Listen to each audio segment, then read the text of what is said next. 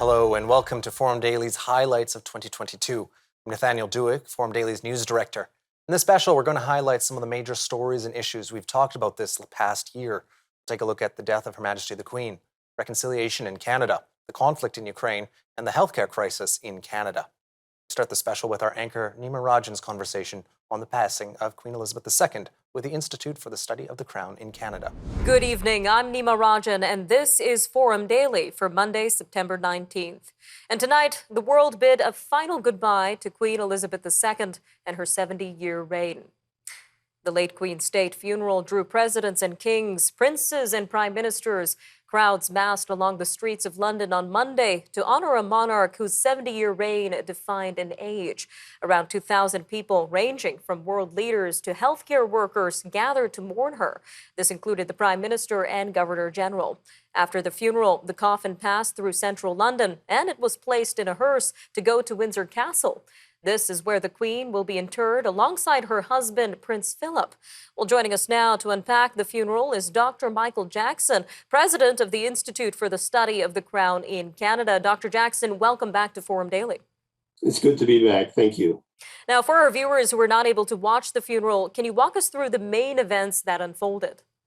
Well, it all started really at St. Giles Cathedral, Edinburgh, where the Queen's coffin lay in state. And then there was a service there. Then the coffin came to London, to Buckingham Palace, and from there to the Parliament buildings, to Westminster Hall, the most ancient part of the Parliament buildings, where it lay in state for several days. And that allowed tens of thousands of people to pass by and pay their respects.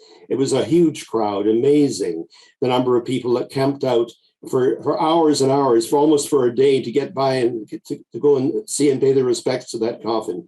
And then today it went to Westminster Abbey near the Parliament buildings for the funeral service.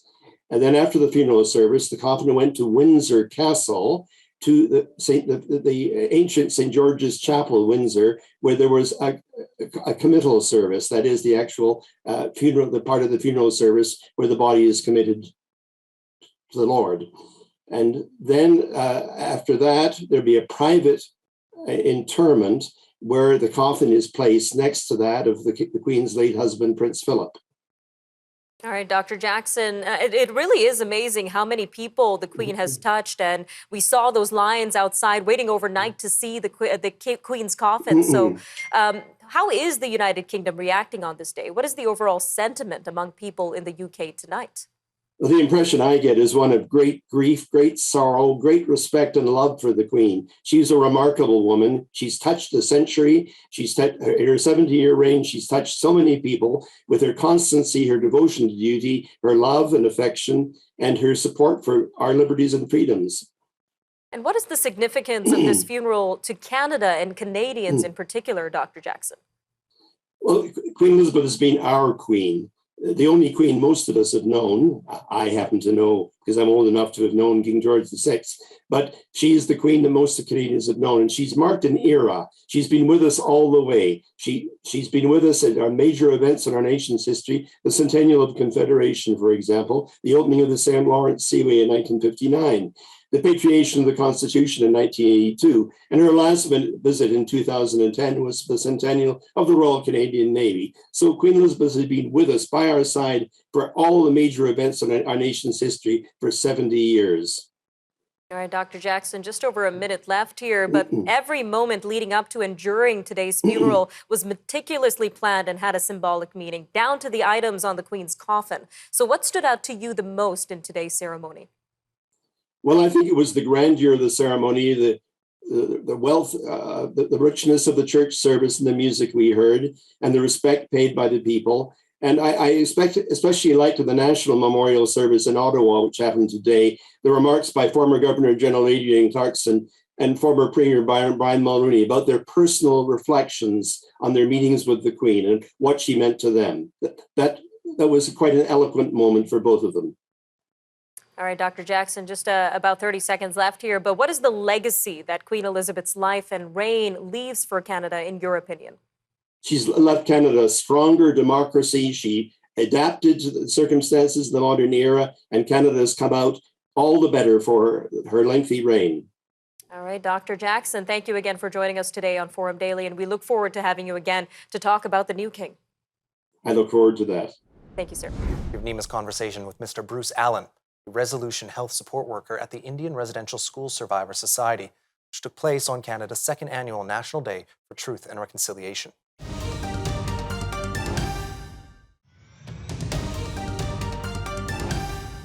Good evening. I'm Nima Rajan, and this is Forum Daily for Friday, September 30th. And today, Canada marks the second annual National Day for Truth and Reconciliation. This is a day where ceremonies, marches, and gatherings can be seen across the country. But for those who were directly impacted by the decades of abuse and prejudice, September is a month of tears. The Assembly of First Nations National Chief, Roseanne Archibald, said today is about survivors of Canada's residential schools and the children who died. The federal holiday was established after suspected unmarked burial sites were discovered at residential schools around the country. Well, joining us now to tell us more about his own perspective as a residential school survivor is Mr. Bruce Allen, educator and support worker at the Indian Residential School Survivors Society. He joins us today from the former site of Lejack Indian Residential School. Mr. Allen, welcome back to Forum Daily. Hello.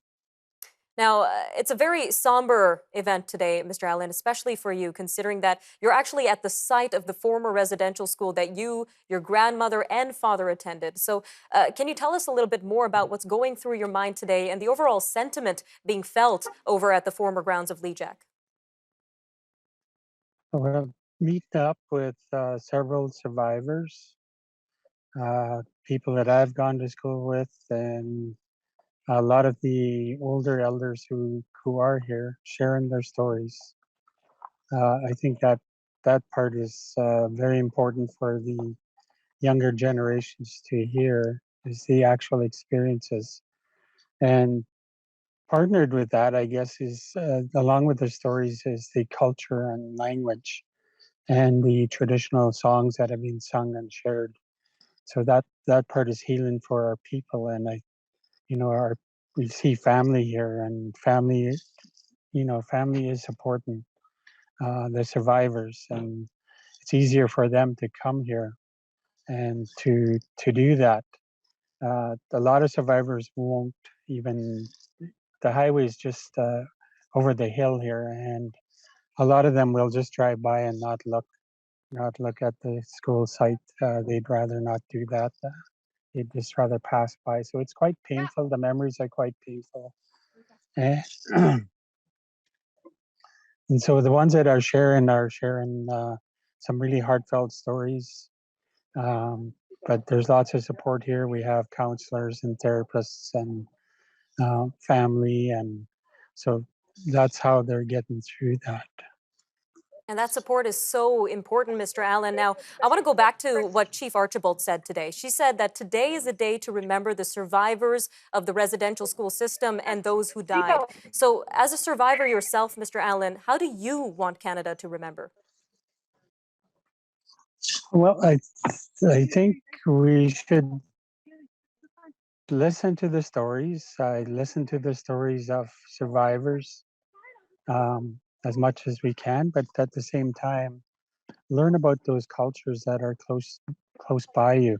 Learn about those residential schools that are near your location, and find stories. The stories directly related to the residential schools, but also those horrific stories with the unmarked graves, but also the positive. What are the communities doing today? For us, we're looking into the future. We're looking for, probably mobile mental health units to come to our communities to help those survivors and the children and grandchildren. For the future, I think these are important steps for the truth to come out, and also for reconciliation. All right, Mr. Allen, we've got a quick 45 seconds left here, but if there was one message you could give to our officials who are celebrating today, what would it be?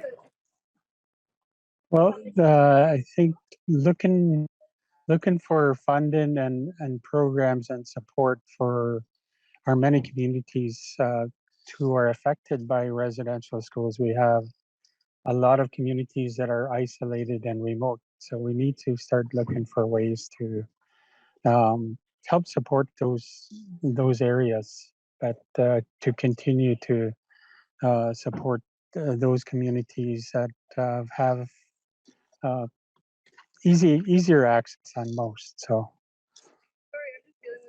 Always a very important conversation, Mr. Allen. Thank you again for your time today. hey, thank you very much. After the break, we'll turn our attention to the still ongoing conflict in Ukraine. Nima spoke with the CEO and executive director of the Ukrainian Canadian Congress on what Ukraine's Independence Day means amid Russia's invasion. So stay with us. Forum Daily will be right back after the break.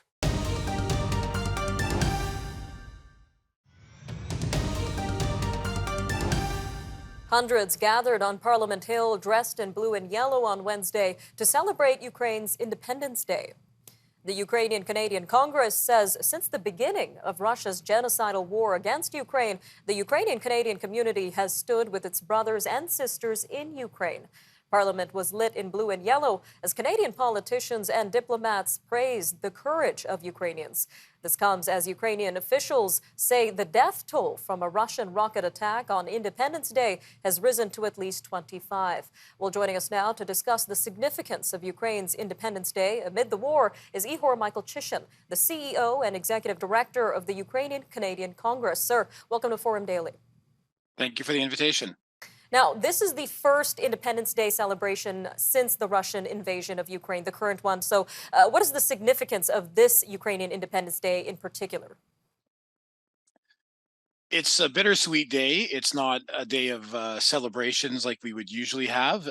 It's a day of remembering the sacrifices of the thousands of military and civilian casualties that we've seen. It's a day for those millions who have fled their homes, both within Ukraine and to Europe, and those who've come to Canada. It's a day of reflection and solidarity with those people about the longing they have to go home, the longing they have for peace, but also the worry and the worry they have about their relatives and friends that are still fighting. So it's a complicated day, but it is a day for us to gather. We've gathered, you saw some of the pictures there, right across Canada. We had, I would say, probably dozens and dozens, probably more than 60, maybe more than 100 communities that had gatherings across Canada.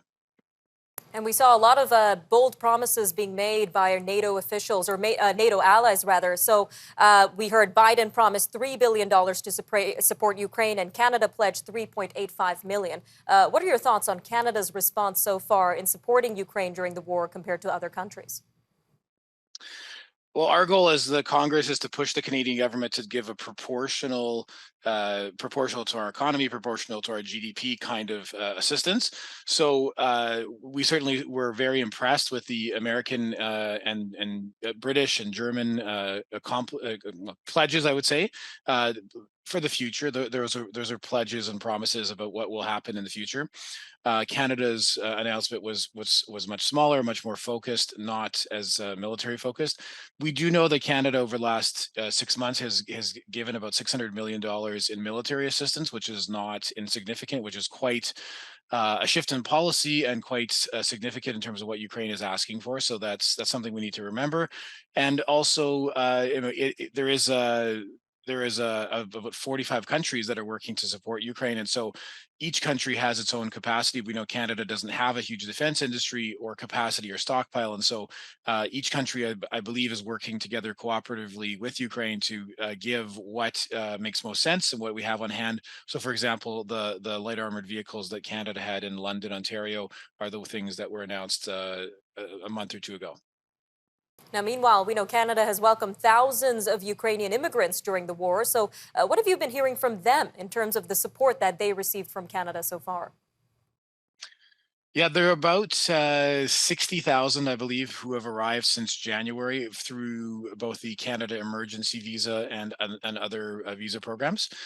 They've settled right across Canada, many in Ontario, obviously just kind of proportionate, but we've seen people going to smaller rural communities across Canada. We've seen the East Coast, the government of Newfoundland and others have been very actively recruiting people. So it's really right across Canada. What we've heard from them is they are relieved to be somewhere safe. Most of them are families with young children, and so they're really relieved not to have to worry about imminent death from missiles and soldiers and bomb threats and these kind of things. That it's a relief to be here. They are trying to learn how Canada works, right, with our employment system, our health system, our school systems. Eh, A lot of these systems are from the provinces, and so the whole concept of how Canada is structured to them is very different. And so we've spent a lot of time helping people kind of navigate through systems. And I think they're just overwhelmed by the generosity that we've seen from Canadians. People have donated across Canada, from homes, furniture, cars, food, you name it. Every community has a storefront that is sort of sharing clothing and toys and those kind of things. So they're just really overwhelmed by the sincerity and generosity of not only Ukrainian Canadians, but actually all Canadians from all communities that are helping them. Well, that's really good to hear. All right, Mr. Michael Chisholm, we are out of time, but thank you again for your time today on Forum Daily. Thank you very much. A look at burnout among healthcare workers and its possible solutions with Dr. Catherine Smart, former president of the Canadian Medical Association, up next.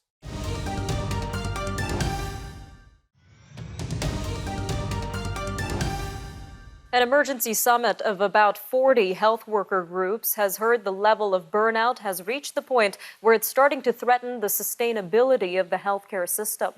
The summit, co-hosted by the Canadian Medical Association and the Canadian Nurses Association, says that healthcare systems need some drastic intervention from both federal and provincial governments if there is any hope of reviving them. Health organizations seem to agree with the provinces that more long-term funding is needed, but CMA President Catherine Smart says what's needed is radical change and for the federal government to take on a greater role. Well, to tell us more about the current state of Canada's healthcare workforce is Dr. Catherine Smart herself. Doctor, welcome to Forum Daily. Thanks for having me. So after 2 years of this pandemic, what does year 3 look like for Canadian healthcare settings? I think it's really worrisome. Even though the number of cases of COVID are starting to decline in hospitals are still over capacity. Many Canadians were unable to access the healthcare they needed during the pandemic. Many chronic diseases worsened, and we're still hearing from colleagues on the front lines that hospitals are full. And we haven't even talked yet about the surgical backlogs that need to be addressed. So there's a lot of pressure still on the system. Some concerning developments there, ma'am. Now, last week's summit was attended by 40 healthcare worker groups. So what was the underlying message that these groups were sending when it comes to their workers? Dramatic burnout increasing since before the pandemic across all health professions. It was a common experience, and deep concern for the lack of planning when it comes to human health resources across the country. So I think the message was really very much the same from everyone that was in attendance. And you mentioned that radical change is needed here. So what would this radical change look like?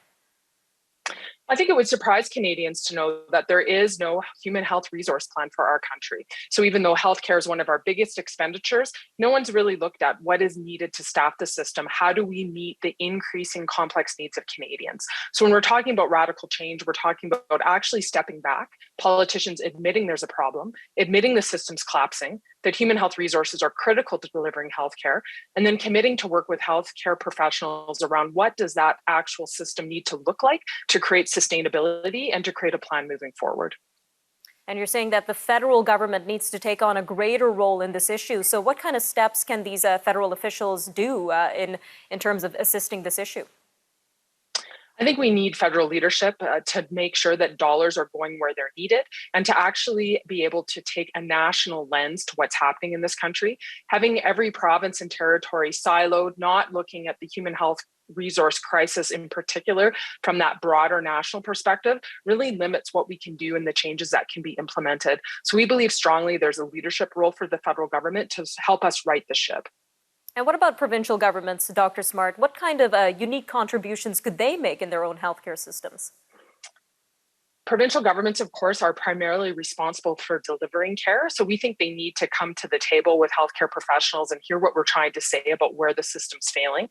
I think one of the best examples can be in primary care. The old-fashioned siloed model of running primary care like a business is failing.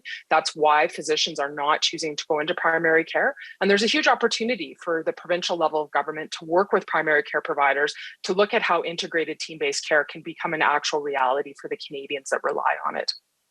So from our conversation, it's clear that mental health within the healthcare setting is only getting worse throughout this pandemic. So what's at risk here, Dr. Smart, if steps are not taken to address this worker burnout? Well, what we're already seeing is large attrition from healthcare. For people that haven't left the system, we're hearing that they're considering leaving the system. Almost 50% of physicians are considering cutting back their work hours over the next 2 years. So if something's not done, we are going to have a dramatic access to care issue. And there's only going to be more Canadians either unable to access care or on these very long wait lists. So it's really the time for action has long passed. We need to get on with actually solving these problems together.